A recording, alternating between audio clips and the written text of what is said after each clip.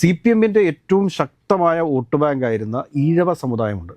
ഈ ഈഴവ സമുദായത്തിലെ കുറേയധികം വോട്ടുകൾ ഇപ്പോൾ BJPയിലേക്ക് ഷിഫ്റ്റ് ആകുന്ന ഒരു സാഹചര്യം നമുക്ക് മുമ്പിൽ നിലനിൽക്കുന്നുണ്ട്. സംസ്ഥാനത്തുടനീളം ഇപ്പം അടൂർ പ്രകാശിനെ സംബന്ധിച്ച് അടൂർ പ്രകാശിന് മുമ്പിൽ തടസ്സമായിട്ട് നിൽക്കുന്ന ഒരു പ്രധാനപ്പെട്ട ഘടകം എന്താണെന്ന് വെച്ച് കഴിഞ്ഞാൽ സംസ്ഥാന തലത്തിൽ അദ്ദേഹത്തിന് സ്വാധീനമില്ല എന്നുള്ള ഒരു കണ്ടെത്തലുകളാണ്. പക്ഷേ അതിനെയൊക്കെ അതിജീവിക്കാനായിട്ടും അദ്ദേഹത്തിന് സാധിച്ചേക്കാം. കൊടിക്കുന്നിൽ സുരേഷ് വരുന്നതോടുകൂടി ദളിത് വിഭാഗത്തിൽ നിന്നുള്ളൊരു നേതാവാണ്. അപ്പോൾ ഒരു ദളിതനായതുകൊണ്ട് തന്നെ അദ്ദേഹത്തിന് കേരളത്തിൻ്റെ KPCC പ്രസിഡന്റ് തന്നെ ആക്കണം, ദളിത് വിഭാഗത്തിൻ്റെ വോട്ടുകൾ മുഴുവൻ അതിലൂടെ കോൺഗ്രസിലേക്ക് ഏകീകരിക്കപ്പെടും എന്നൊക്കെയുള്ള ഒരുപാട് വലിയ വാദങ്ങളൊക്കെ അദ്ദേഹം പറയുന്നുണ്ട്. 2028 നടക്കാൻ പോകുന്ന മണ്ഡല പുനഃക്രമീകരണമുണ്ട്. ഈ മണ്ഡല പുനഃക്രമീകരണത്തിൽ വേണ്ട രീതിയിൽ ഇടപെടാൻ വേണ്ടിയിട്ട് ആർക്കാണോ സാധിക്കുക, അപ്പോൾ അതിനു വേണ്ടിയിട്ട് സംഘടനയെ സജ്ജമാക്കേണ്ടതുണ്ട്. നമസ്കാരം. കേരളത്തിലെ കോൺഗ്രസ് ഇപ്പോൾ നേരിട്ടുകൊണ്ടിരിക്കുന്ന പ്രധാന പ്രശ്നം എന്ന് പറയുന്നത് സംഘടനാപരമായ ഒരു ഏകോപനമില്ലായ്മയാണ്. അതിൻ്റെ പ്രധാന കാരണം സംഘടനയ്ക്കൊരു നാഥനില്ല എന്ന് തന്നെയാണ്. തത്വത്തിൽ മന്ത്രി സണ്ണി ജോസഫ് KPCC പ്രസിഡന്റ് ആണെന്ന് പറഞ്ഞാലും തനിക്ക് ആ സ്ഥാനത്തോട് ഒരു താല്പര്യമില്ല, മറ്റാരെങ്കിലും നിയമിക്കൂ എന്ന് അദ്ദേഹം തന്നെ പറഞ്ഞ സ്ഥിതിക്ക് ഒരാളെ കണ്ടുപിടിച്ചേ തീരൂ. ആ ശ്രമം തുടങ്ങിയിട്ട് ഏകദേശം 2 മാസത്തോളാവുന്നു, 2.5 മാസത്തോളാവുന്നു. ഇപ്പോൾ ഷോർട്ട് ലിസ്റ്റിൽ എല്ലാവരും തിരഞ്ഞ് അവസാനം വന്നിരിക്കുന്ന ചില പേരുകളിൽ നമുക്കറിയാം കൊടിക്കുന്നിൽ സുരേഷുണ്ട്, അടൂർ പ്രകാശുണ്ട്, അതുപോലെ തന്നെ ജോസഫ് വാഴക്കൻ.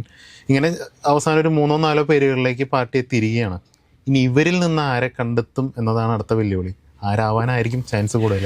KPCC ഓഫീസിനെ സംബന്ധിച്ചിട്ട് ഒരുപാട് തീരുമാനങ്ങൾ അവിടെ നിന്ന് പുറത്തേക്ക് വരേണ്ടതായിട്ടുണ്ട്. കാരണം KPCC പ്രസിഡന്റായിരുന്ന ശ്രീ സണ്ണി ജോസഫ് അദ്ദേഹം ഇപ്പോൾ മന്ത്രിയാണ്, അതും പ്രത്യേകിച്ച് വിദ്യാശക്തി വകുപ്പ് മന്ത്രിയാണ്.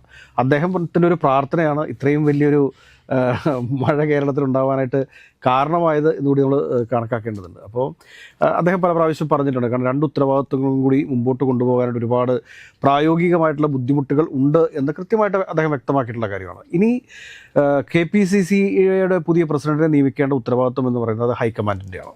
ഹൈക്കമാൻഡ് അതിൽ വേണ്ട രീതിയിലുള്ള ഇടപെടലുകൾ നടത്തും എന്ന് തന്നെയാണ് നമ്മൾ പ്രതീക്ഷിക്കേണ്ടത്. അപ്പോൾ ഒരു KPCC പ്രസിഡന്റിനെ നിയമിക്കുന്ന സമയത്ത് കേരളത്തിലെ പ്രധാനപ്പെട്ട 3 നേതാക്കന്മാരാണ്. ഒന്ന് KC വേണുഗോപാൽ, രമേശ് ചെന്നിത്തല, അതോടൊപ്പം തന്നെ മുഖ്യമന്ത്രി VD സതീശൻ.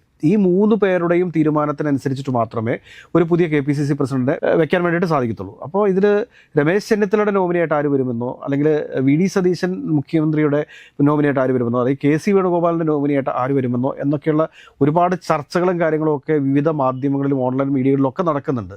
എന്നാൽ നമുക്ക് മനസ്സിലാക്കാൻ വേണ്ടി സാധിച്ചിരിക്കുന്നത് എന്താണെന്ന് വെച്ച് കഴിഞ്ഞാൽ ഈ സാമുദായിക സമവാക്യങ്ങൾ എന്ന് പറയുന്നത് കേരളത്തിലെ ഒരു റിയാലിറ്റിയാണ്. ഈ സാമുദായിക സമവാക്യങ്ങളെ മാറ്റി നിർത്തിക്കൊണ്ട് ഒരിക്കലും കേരളത്തിൽ കോൺഗ്രസിന് ഒരു KPCC പ്രസിഡന്റിനെ നിയമിക്കാൻ വേണ്ടിയിട്ട് സാധിക്കത്തില്ല. ഇപ്പോൾ ഈ CPMന്റെ സംസ്ഥാന സെക്രട്ടറിയെ തിരഞ്ഞെടുക്കുന്ന ഒരു പ്രോസസ്സല്ല KPCC പ്രസിഡന്റിനെ തിരഞ്ഞെടുക്കുന്ന ഒരു പ്രോസസ്സ് എന്ന് നമ്മൾ മനസ്സിലാക്കേണ്ടതുണ്ട്. ഇപ്പോൾ നമ്മൾ ഇവിടെ നോക്കേണ്ട ഒരു കാര്യം എന്താണെന്ന് വെച്ചാൽ നിലവിലത്തെ കേരളത്തിലെ രാഷ്ട്രീയ സാഹചര്യം എന്താണ്? നിലവിൽ കേരളത്തിലെ രാഷ്ട്രീയ സാഹചര്യം എന്താണ് എന്ന് ചോദിച്ചു കഴിഞ്ഞാൽ CPMന്റെ ഏറ്റവും ശക്തമായ വോട്ട് ബാങ്കായിരുന്ന ഈഴവ സമുദായമുണ്ട്. ഈ ഈഴവ സമുദായത്തിലെ കുറേയധികം വോട്ടുകൾ ഇപ്പോൾ BJPയിലേക്ക് ഷിഫ്റ്റ് ആകുന്ന ഒരു സാഹചര്യം നമുക്ക് മുമ്പിൽ നിലനിൽക്കുന്നുണ്ട്. അപ്പോൾ അങ്ങനെ വരുന്ന ഒരു സാഹചര്യത്തിൽ ഈ ഈഴവ വോട്ടുകളെ പിടിച്ചു നിർത്താൻ വേണ്ടിയിട്ട് CPMന് സാധിക്കാതെ വന്നു കഴിഞ്ഞാൽ ഈ ഈഴവ വോട്ടുകളെ കോൺഗ്രസിലേക്ക് ആകർഷിക്കാൻ വേണ്ടിയിട്ടുള്ള പദ്ധതികളും പരിപാടികളുമായിട്ടായിരിക്കും ആര് മുമ്പോട്ട് വരിക?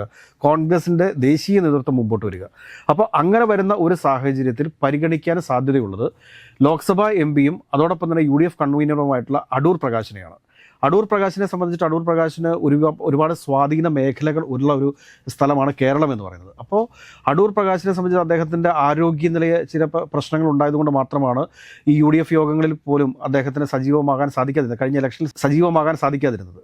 അപ്പോൾ അദ്ദേഹത്തെ സംബന്ധിച്ചിട്ട് പറയുമ്പോഴത്തേക്ക് കോന്നി പോലെ ഉള്ള ഒരു ഇടതുപക്ഷ മണ്ഡലത്തിൽ തുടർച്ചയായിട്ട് വിജയം വരിച്ചിട്ടുള്ള ഒരു തെരഞ്ഞെടുപ്പ് വിദഗ്ധൻ കൂടിയാണ് അടൂർ പ്രകാശ് എന്ന് പറയുന്നത്. അതിനുശേഷം അദ്ദേഹം കഴിഞ്ഞ 2 തെരഞ്ഞെടുപ്പുകളിലായിട്ട് ആറ്റിങ്ങിൽ നമുക്കറിയാം BJPയുടെ വളർച്ച നമ്മൾ ഉദ്ദേശിക്കുന്നതിനൊക്കെ അപ്പുറത്താണ്. അപ്പോൾ ആ BJPയുടെ വളർച്ചയെ കൂടി അതിജീവിച്ചുകൊണ്ട് നല്ലൊരു ഇലക്ഷൻ മാനേജ്മെൻറ്റിലൂടെ കഴിഞ്ഞ ലോക്സഭാ തെരഞ്ഞെടുപ്പിൽ പാർലമെൻറ്റിലേക്ക് തിരഞ്ഞെടുക്കപ്പെട്ട ഒരു വ്യക്തി കൂടിയാണ് അടൂർ പ്രകാശ് എന്ന് പറയുന്നത്. അപ്പോൾ അടൂർ പ്രകാശ് 2 പ്രാവശ്യം MLA ആയിട്ടുള്ളതും MP ആയിട്ടുള്ളതും ഇടതുപക്ഷത്തിന് മുൻതൂക്കമുള്ള മണ്ഡലങ്ങളിൽ നിന്നാണ് എന്നുള്ളത് അദ്ദേഹത്തിന് വളരെ അനുകൂലമായിട്ടുള്ളൊരു ഘടകമായിട്ട് മാറുന്നു എന്നുകൊണ്ട് നമ്മൾ കരുതാനായിട്ട്.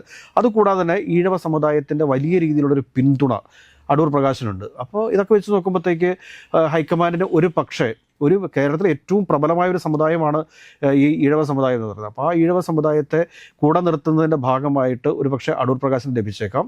അങ്ങനെ അടൂർ പ്രകാശ് KPCC പ്രസിഡന്റ് ആകുന്ന ഒരു സാഹചര്യം ഉണ്ടായിക്കഴിഞ്ഞാൽ UDF കൺവീനർ സ്ഥാനം എന്ന് പറയുന്നത് ഒരു നിസ്സാര പോസ്റ്റൊന്നുമല്ല.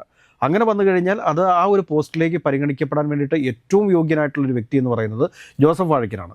എന്നാൽ സംസ്ഥാനത്തുടനീളം ഇപ്പം അടൂർ പ്രകാശിനെ സംബന്ധിച്ച് അടൂർ പ്രകാശിന് മുമ്പിൽ തടസ്സമായിട്ട് നിൽക്കുന്ന ഒരു പ്രധാനപ്പെട്ട ഘടകം എന്താണെന്ന് വെച്ച് കഴിഞ്ഞാൽ സംസ്ഥാന തലത്തിൽ അദ്ദേഹത്തിന് സ്വാധീനമില്ല എന്നുള്ള ഒരു കണ്ടെത്തലുകളാണ്. പക്ഷേ അതിനെയൊക്കെ അതിജീവിക്കാനായിട്ടും അദ്ദേഹത്തിന് സാധിച്ചേക്കാം. അതേസമയം ജോസഫ് വാഴക്കൻ എന്ന് പറയുമ്പോഴത്തേക്ക് KSUവിൻ്റെ സംസ്ഥാന പ്രസിഡന്റായിരുന്നു അദ്ദേഹം. KPCC ജനറൽ സെക്രട്ടറി ആയിരുന്നു.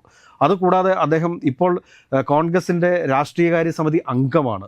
നല്ല ശക്തമായ സംഘടനാ പ്രവർത്തനം കാഴ്ചവെക്കാൻ സാധിക്കുന്ന നല്ല നേതൃത്വ പാടവമുള്ള ഒരു കോൺഗ്രസ് നേതാവാണ്. അതുകൂടാതെ തന്നെ VD സതീശൻ നമ്മുടെ മുഖ്യമന്ത്രി, ഈ മുഖ്യമന്ത്രി ഒരു കാലഘട്ടത്തിൽ കേരള രാഷ്ട്രീയത്തിൽ നിന്നും കോൺഗ്രസ് രാഷ്ട്രീയത്തിൽ നിന്നുമൊക്കെ വിട്ട് പോകുന്ന ഒരവസ്ഥ ഉണ്ടായപ്പോൾ അദ്ദേഹത്തെ ഈ പാർട്ടിയിലേക്ക് തിരിച്ചു കൊണ്ടുവന്ന് കോൺഗ്രസിലേക്ക് തിരിച്ചു കൊണ്ടുവന്ന് അദ്ദേഹത്തിന് വേണ്ട രീതിയിലുള്ള അംഗീകാരങ്ങളൊക്കെ വാങ്ങിക്കൊടുക്കുന്നതിന് ഏറ്റവും മുൻപന്തിയിൽ നിന്ന ആളുകൂടിയാണ് ശ്രീ ജോസഫ് വാഴക്കൻ എന്ന് പറയുന്നത്. അപ്പം മുഖ്യമന്ത്രിയായിട്ടുള്ള VD സതീശന് അദ്ദേഹത്തോടൊരു കമ്മിറ്റ്മെൻ്റ് ഉണ്ട് എന്നുള്ളത് കൂടി നമ്മൾ മറന്നു പോകരുത്. അതേസമയം KC വേണുഗോപാലിനും ഈ പറഞ്ഞ ജോസഫ് വാഴക്കനുമായിട്ട് വളരെ അടുത്ത അഭേദ്യമായൊരു ബന്ധമുണ്ട്. രമേശ് ചെന്നിത്തല, MI ഷാനവാസ്, KC വേണുഗോപാൽ ഇവരടങ്ങുന്നതായിരുന്നു കേരളത്തിലെ 3ാം ഗ്രൂപ്പ് എന്ന് പറയുന്നത്. അപ്പോൾ അതിലൊക്കെ വളരെ സജീവമായിട്ട് നിന്നിരുന്ന ഒരു കോൺഗ്രസ് നേതാവാണ് ജോസഫ് വാഴക്കൻ.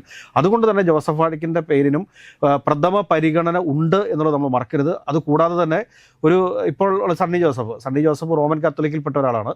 അപ്പോൾ ഒരു കത്തോലിക്കിനെ തന്നെ KPCC പ്രസിഡന്റ് ആക്കണം എന്നുള്ളൊരു നിലപാടിലേക്ക് വന്നു കഴിഞ്ഞാൽ അപ്പോഴും അത് ജോസഫ് വാഴക്കിന് അനുകൂലമായിട്ടുള്ള ഒരു നിലപാടാണ് ഹൈക്കമാൻഡിൻ്റെ ഭാഗത്തു നിന്ന് ഉണ്ടാകാനായിട്ട് സാധ്യതയുള്ളത്. നമുക്ക് പറയാം ഇതൊക്കെ കോൺഗ്രസിൻ്റെ ഒരു അന്തിമ തീരുമാനമാണ്. എങ്കിലും ജോസഫ് വാഴക്കൻ KPCC പ്രസിഡന്റ് ആകാൻ യോഗ്യനാണ് എന്ന് ഞാൻ 100% വിശ്വസിക്കുന്ന ഒരാളാണ്. അതേസമയം തന്നെ തൻ്റെ ജീവിതാഭിലാഷമാണ് KPCC പ്രസിഡന്റ് ആവുക എന്ന ഒരു ലക്ഷ്യവുമായിട്ട് നടക്കുന്ന ആളാണ് ശ്രീ കൊടിക്കുന്നിൽ സുരേഷ് വരുന്നതോടുകൂടി ദളിത് വിഭാഗത്തിൽ നിന്നുള്ളൊരു നേതാവാണ്. അപ്പോൾ ഒരു ദളിതനായതുകൊണ്ട് തന്നെ അദ്ദേഹത്തിന് കേരളത്തിൻ്റെ KPCC പ്രസിഡന്റ് തന്നെ ആക്കണം, ദളിത് വിഭാഗത്തിൻ്റെ വോട്ടുകൾ മുഴുവൻ അതിലൂടെ കോൺഗ്രസിലേക്ക് ഏകീകരിക്കപ്പെടും എന്നൊക്കെയുള്ള ഒരുപാട് വലിയ വാദങ്ങളൊക്കെ അദ്ദേഹം പറയുന്നുണ്ട്. അദ്ദേഹത്തെ സംബന്ധിച്ച് അദ്ദേഹം KPCCയുടെ അധ്യക്ഷനായിട്ട് അദ്ദേഹം ഇതിനു മുമ്പ് KPCCയുടെ വർക്കിംഗ് പ്രസിഡന്റ് ആയിരുന്നു. KPCCയുടെ വർക്കിംഗ് പ്രസിഡന്റ് ആയിരിക്കുന്ന സമയത്തൊക്കെ അദ്ദേഹം നടത്തിയിട്ടുള്ള പ്രവർത്തനങ്ങളെയൊന്നും നമ്മൾ മോശപ്പെടുത്തി പറയാൻ വേണ്ടി ആഗ്രഹിക്കുന്നില്ല. എന്നാൽ KPCC പ്രസിഡന്റ് എന്നുള്ള രീതിയിൽ ഇദ്ദേഹം ഇതിനു മുമ്പ് KSUവിൻ്റെ സംസ്ഥാന അധ്യക്ഷനോ അങ്ങനെയുള്ള ഏതെങ്കിലും ഒരു പോഷക സംഘടനയുടെ സംസ്ഥാന ഭാരവാഹിയായിട്ടൊന്നും ഇരുന്നിട്ടില്ല എന്നുള്ളത് ഒരു പ്രധാനപ്പെട്ട പോരായ്മയാണ് കൊടിക്കുന്നിൽ സുരേഷിൻ്റെ.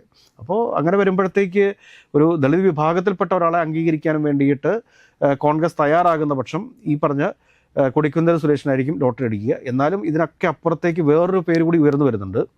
വേറെ ഒരു പേരല്ല, 2 പേരുകൾ കൂടി ഉയർന്നു വരുന്നുണ്ട്. അതിലൊരു പേര് ആൻറ്റോ ആൻ്റണിയാണ്, രണ്ടാമത്തെ പേര് ബെന്നി ബേനനാണ്. ഒരാൾ പത്തനംതിട്ട MPയും ഒരാൾ ഈ പറഞ്ഞ ചാലക്കുടി MPയുമാണ്. അപ്പോൾ ഈ 2 പേരുടെയും പേരുകൾ കൂടി ഉയർന്നു വരുന്നുണ്ട് എന്നുള്ളത് നമ്മൾ മറക്കാൻ പാടില്ല. എങ്കിലും എനിക്ക് തോന്നുന്നു അവസാനം ഇതിനകത്ത് ഒന്നെങ്കിൽ KPCC പ്രസിഡന്റായിട്ട് ശ്രീ ജോസഫ് വാഴക്കൻ വന്നേക്കാം, അപ്പോൾ UDF കൺവീനറായിട്ട് ശ്രീ അടൂർ പ്രകാശ് തുടരുന്നൊരു കാഴ്ചയായിരിക്കും ഉണ്ടാവുക. മറിച്ച് ശ്രീ അടൂർ പ്രകാശ് KPCC പ്രസിഡന്റായിട്ട് വരുന്ന ഒരു സാഹചര്യം ഉണ്ടായിക്കഴിഞ്ഞാൽ ഈ പറഞ്ഞ ജോസഫ് വാഴക്കനായിരിക്കും UDFൻ്റെ കൺവീനറായിട്ട് വരിക എന്നാണ് നമുക്ക് മനസ്സിലാക്കാൻ വേണ്ടിയിട്ട് സാധിച്ചിട്ടുള്ളത്. ഇപ്പോൾ ഇതിൽ പ്രധാനമായിട്ട് പറയുന്നൊരു പ്രശ്നം എന്ന് പറയുന്നത് ഇരട്ട പദവി ഒഴിവാക്കണം എന്നുള്ളൊരു ആവശ്യം പാർട്ടിക്കുള്ളിൽ കുറച്ച് കാലമായിട്ട് തന്നെ നിലനിൽക്കുന്നുണ്ട്. കാരണം എവിടെയും സ്ഥാനം കിട്ടാത്ത, മത്സരിക്കാൻ അവസരം കിട്ടാത്ത കുറേ നേതാക്കൾ ഇപ്പോഴും ഉള്ളൊരു പാർട്ടിയാണ് കോൺഗ്രസ്. അവരെ എവിടെയെങ്കിലൊക്കെ അക്കോമഡേറ്റ് ചെയ്യാൻ വേണ്ടി അപ്പോൾ അങ്ങനെ ഒരു ആവശ്യം ഉണ്ട്. അപ്പോൾ ഇതിൽ പലരും MP ആണ് ഈ പേര് വരുന്നതിൽ. അപ്പം അങ്ങനൊരു ഘട്ടം വന്നു കഴിഞ്ഞാൽ അത് ഇവർക്കെല്ലാം ഒരു തിരിച്ചടിയാകും. അല്ല, ഇതിപ്പോൾ പറഞ്ഞ ഷാഫി പറമ്പിൽ MPയുടെ ഉൾപ്പെടെയുള്ള പേരുകൾ ഇപ്പോൾ KPCC പ്രസിഡന്റ് സ്ഥാനത്തേക്ക് പരിഗണിക്കുന്നുണ്ട്. കാരണം വലിയ രീതിയിലുള്ള സോഷ്യൽ മീഡിയ ക്യാമ്പയിനുകളും കാര്യങ്ങളും ഒക്കെ നടക്കുന്നുണ്ട്. അപ്പോൾ ഇതിനകത്ത് ഇരട്ടപ്പദവി എന്നുള്ളതല്ല, സംസ്ഥാനത്തെ കോൺഗ്രസിൻ്റെ സംഘടനാ സംവിധാനത്തെ ഏത് രീതിയിൽ മുൻപോട്ട് കൊണ്ടുപോകാൻ വേണ്ടി സാധിക്കും. 2028 നടക്കാൻ പോകുന്ന മണ്ഡല പുനഃക്രമീകരണമുണ്ട്. ഈ മണ്ഡല പുനഃക്രമീകരണത്തിൽ വേണ്ട രീതിയിൽ ഇടപെടാൻ വേണ്ടിയിട്ട് ആർക്കാണോ സാധിക്കുക, അപ്പോൾ അതിനു വേണ്ടിയിട്ട് സംഘടനയെ സജ്ജമാക്കേണ്ടതുണ്ട്. അപ്പോൾ അതിന് ഉതകുന്ന രീതിയിൽ സംഘടനാ പ്രവർത്തനം കാഴ്ചവെക്കാൻ വേണ്ടിയിട്ട് ശേഷിയുള്ള ഒരാളായിരിക്കണം KPCC പ്രസിഡൻ്റായിട്ട് വരേണ്ടത്. അതിന് പേരിൽ ഇരട്ടപ്പദവിയൊക്കെ പറഞ്ഞുകൊണ്ട് നമുക്ക് അങ്ങനെ ഒരാളെ മാറ്റി നിർത്താൻ വേണ്ടിയിട്ടൊന്നും സാധിക്കത്തില്ല. ഇപ്പോൾ MP-മാർ KPCC പ്രസിഡന്റ് ആകാൻ പാടില്ല, അല്ലെങ്കിൽ MLA-മാർക്ക് KPCC പ്രസിഡന്റ് ആകാൻ പാടില്ല എന്നൊന്നുമില്ല. ഇപ്പോൾ മാത്യു കുഴൽനാടൻ്റെ പേരൊക്കെ പറഞ്ഞു കേൾക്കുന്നുണ്ട്. പക്ഷേ മാത്യു കുഴൽനാടൻ്റെ ഒക്കെ പേര് പറയുന്ന സമയത്തും അദ്ദേഹത്തെക്കാളൊക്കെ ഒരുപാട് സീനിയർ ആയിട്ടുള്ള ആളാണ് ഈ ജോസഫ് വാഴക്കൽ എന്ന് പറയുന്ന ആളും അതോടൊപ്പം തന്നെ അടൂർ പ്രകാശ് എന്ന് പറയുന്ന ആൾ. കാരണം ഇപ്പോൾ പലപ്പോഴും എന്താണെന്ന് അറിയാമോ, നമ്മൾ വികാരത്തിനപ്പുറമായിട്ട് വിവേകപരമായിട്ട് കാര്യങ്ങളെ കൈകാര്യം ചെയ്യാൻ ശേഷിയുള്ള ആളുകൾ, അങ്ങനെയുള്ള ആളുകൾ എന്നുള്ള രീതിയിൽ പരിഗണിക്കുകയാണെങ്കിൽ ഞാൻ ഈ പറഞ്ഞ പേരുകൾക്കായിരിക്കും മുൻഗണന എന്ന് വേണം നമ്മൾ കരുതാനായിട്ട്. കാരണം വളരെ ചെറുപ്പത്തിൽ KPCC പ്രസിഡന്റും മുഖ്യമന്ത്രിയൊക്കെ ആയിട്ടുള്ള ആളാണ് ശ്രീ AK ആന്റണി എന്ന് പറയുന്നത്.